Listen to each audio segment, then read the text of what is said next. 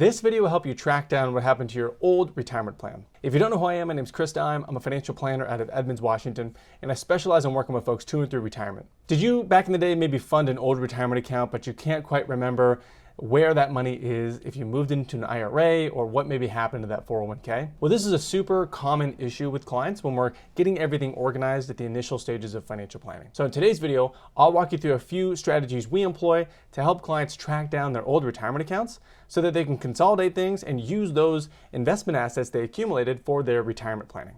So let's jump in. Now, normally during step one of the financial planning process, clients will accumulate all of their financial things into their proverbial shoebox, if you will, and sort of like dump it out on my virtual desk. And that's where they bring in their investment statements from all the investment accounts they might have, insurance statements for all the insurance policies they have, estate planning documents for all the legalese that they have documented for their family. As part of that organizational process, once we get everything organized into like a single one-pager, clients will oftentimes point out, wait a minute, I forgot that I had an old retirement account out there, but they can't quite remember what investment custodian the plan was through, how much is there, etc. So we oftentimes have to employ a bit of detective work to help them figure out how much money they have that's not on this balance sheet that they know they saved up. So let's walk through a few strategies to figure out where your old retirement accounts are. Well, step one, if you know the name of the investment custodian that handled the retirement plan, that's a great place to go first. You call 1-800, insert the name of the investment custodian, you give them your social security number, you give them the name of the employer, and oftentimes they'll be able to roll up in their database whether or not you have a plan there. Keep in mind, however, if it's a very large investment custodian, sometimes they'll have different departments that handle different types of retirement plans. So you might be talking to one person who says, oh, sorry, no retirement account here, when technically you do have a retirement account with that investment custodian. It's just not visible to that representative. So you have to do some further inquiry and just make sure you're talking to every possible faction that might be able to scrub the database for you. If you can't quite remember the name of the investment custodian, or it was so many years ago, maybe that investment custodian doesn't even exist anymore, but you remember the name of your old employer, well, another good step would be to just call the HR representative at that company. HR is generally one of the points of contact for the 401k plan as far as, who's a sponsor, who's a fiduciary, etc. on the plan. And so HR might be a really good point of contact for telling you, hey, as of now, this is who runs the 401k plan. They might also be able to tell you, hey, when you were working here, here's who was in charge of the 401k plan. Now, those are two lead sources. You'll probably want to call both of those institutions to figure out if they have your money, because just because you had a 401k plan at one investment custodian, it's not uncommon that investment custodians change for who manages the 401k plan, for example, at a particular employer. For example, one of my clients is a nurse practitioner, or was, with Fred Hutch Cancer Center here in Seattle. And when she was working there, she was contributing and accumulating some retirement assets through their retirement plan. At the time of her employment, the retirement plan was run through TIAA. When she came into the office and dumped out all of her financial instruments, we go, okay, there's a TIAA account out there. We probably would want to consolidate that now that you're looking to move employers. From the time that she gave us that statement to when she was ready to take some action, the plan sponsor actually changed from TIAA to Fidelity. So when we called TIAA, they say, oh, we don't manage the plan anymore. You need to call Fidelity. We called Fidelity, and then we just followed their procedures to get the money out.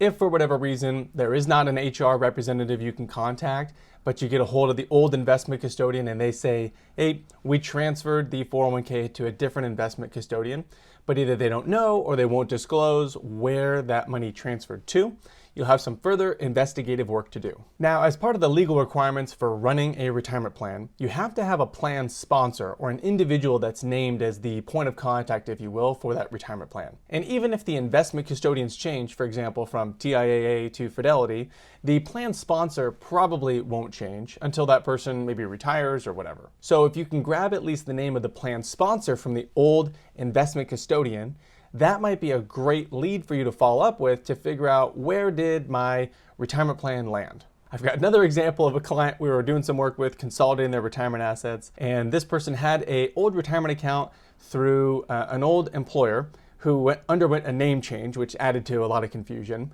But the 401k plan was ran through Ascensus. When we called Ascensus, they mentioned, hey, your 401k plan has moved, but we don't know who it moved to. However, here's the plan sponsor. So we were thinking the plan sponsor had been HR representative, but it was actually the CEO of the company. So, like any good financial advisor, I smiled and dialed the CEO. I got a hold of him and he shared with me that the 401k plan had moved to Paychex. So that was our next phone call to figure out how do we get this money from a Paychex 401k with an employer that underwent a name change that the client doesn't even work at anymore into his IRA, where we're trying to consolidate all of his retirement accounts into. Now, luckily, my client remembered the name change because when we spoke to Paychex, who is currently running the 401k, they wanted to know the name of the current company so we could look it up and the name of the old company as a verification process. So it's a good thing my client remembered both names. Otherwise, it'd be back to the CEO. So as you can tell, unfortunately, it's not a super streamlined process if things start getting lost in the sauce out there in the retirement space. And we'll touch on some good calls to action later on in the video of how to prevent this type of stuff from happening again. Now, there might come a time where your old 401k vendor no longer handles your retirement assets.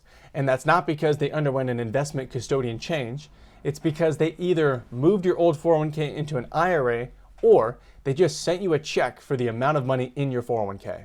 Both of these moves are actually totally legal, and I'll link below to the IRS's website that breaks this down a little bit in detail, but this generally affects small account balances. So if you're doing a lot of job hopping and you are a disciplined saver, but you just tend to change employers maybe every 1-2 years, etc., then this could be something you experience. Let's jump into what triggers each type of move. So if your 401k balance is between $1,000 and $5,000, and don't quote me on those numbers if you're watching this video well in the future, because those numbers could totally change, the plan administrator, aka the company in charge of your 401k, is permitted to move that money into an IRA that's ran by that investment custodian.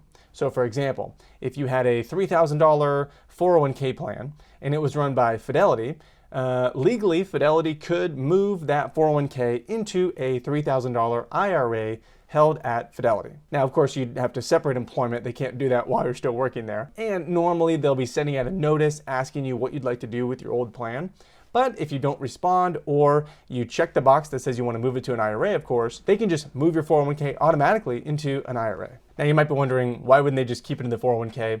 And it actually has to do with a little bit of nuance in the financial space, but at the bottom line is there's a fiduciary liability that the 401k vendors have to make sure you don't blow yourself up with your investment accounts. So that opens them up to liability there if you're no longer an employee there. Also, it can generally cost the employer money per participant for whoever wants to participate in the 401k plan. So the employer is incentivized to say, hey, if you're no longer an employee here, we don't want you inside this 401k plan. And as you can imagine in the financial space, the bigger the investment account, the more people want to manage that. So vice versa, the smaller the investment account, generally the less cost effective it is for a 401k to hold those assets.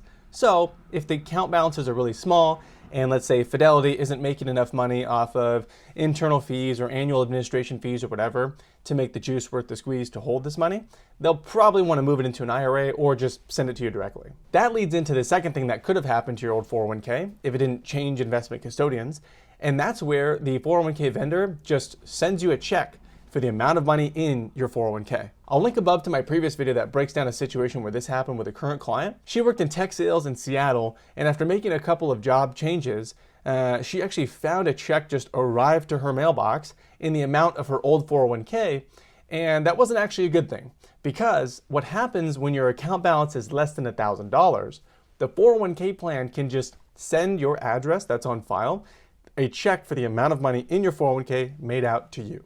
Now, you could just put this money in your bank account and never deal with it again, but that's not recommended because technically what's happening is an indirect or a 60-day rollover has occurred. And that's where your company sends you a check for the amount of money in your 401k minus a 20% tax withholding, and you have 60 days to move this check into another retirement account, either an IRA, a Roth IRA, or a new company's employer-sponsored plan. And it's not just the amount of money that's in the check, it's actually the amount of money that's in that check plus the 20% that your old employer withheld for taxes for you. So you have to find somewhere else on your balance sheet to come up with the tax withholding that your old employer sent to the IRS for you. Now, the IRS will make you whole after you file your taxes and you'll get a reimbursement for that money.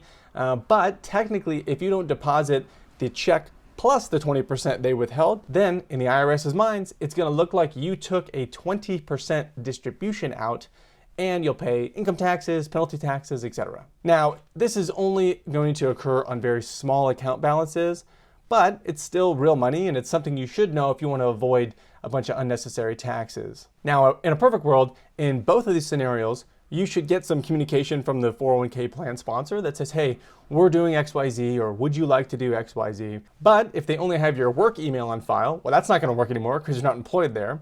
And if they have an old address, and let's say you moved geographically, well, then any letters they try to send you are going to get bounced back or just be ineffective in reaching you. So it's actually not uncommon that a lot of the stuff can happen automatically, and you might be none the wiser. Let's touch on a third thing that could happen if you have old retirement accounts that haven't been consolidated or organized. Now, the federal government has said they're working on building, building a database that should house everybody's retirement accounts so that at some point in the future, if you know you have old accounts out there, you can't track them down, you theoretically could come here, type in your social security number and say, oh, here are my 3 old retirement accounts. Now, that doesn't exist today, but it kind of exists in a fashion when you're getting ready to file for Social Security. So I have a current client, he just recently filed for Social Security, and as part of the application process, he got some letters in the mail from the government that said, hey, you might have existing retirement assets at these old employers. And there was a stack of like 5 or 6 different retirement accounts out there. So, like any good financial advisor, I smiled and dialed those folks, and while 90% of what we find on those reports is garbage or outdated information, we did find one account that had a couple bucks in it, and so we had to now work through the rigmarole in consolidating that retirement account. So while it doesn't exist today where you can at any point log in and find your old information, it does look as if the government's moving in the direction of trying to help people track this kind of stuff down. You might just have to wait till you file for Social Security if you're unsure, and then you might make a bunch of phone calls. That's an exercise in futility, but at least there might be some level of investment assets you could find in that process. So from a calls to action standpoint, I would say the best practice is decide what you're going to do with old retirement plans if you ever plan on making a job or career change. Either you decide, hey, I'm going to move all old retirement plans to my new retirement plan, wherever I move to, and I'm going to do that every single time I move. Or maybe you open up an IRA and a Roth IRA, and you say, hey, whenever I move employers, I'm going to just move my old retirement accounts into those. And therefore, I'll have my new employer-sponsored plans, but I'll mostly have an IRA and Roth IRA that catch all of my old retirement accounts. Now, there's pros and cons of both strategies. We're not going to get into that today. But I would highly recommend you come up with a strategy ahead of time so you don't fast forward 5, 10, 20 years in your career and forget that you had 5, 6, 7 different employer-sponsored plans out there. Theoretically, from a calls to action standpoint, if you know you have some old money out there and you don't remember the name of the company or which investment custodian, you could just make a list of the biggest investment custodians and start calling 1-800, insert that company and give them your social and see if they have an account for you. But that sounds like a lot of work. I'd highly recommend option 1. Just keep things organized as you move along. So hopefully that was helpful. If you have further questions, drop them in the comments below or get in touch on the website. We'll help you get squared away. Have an awesome rest of your week. We'll talk to you later. Bye.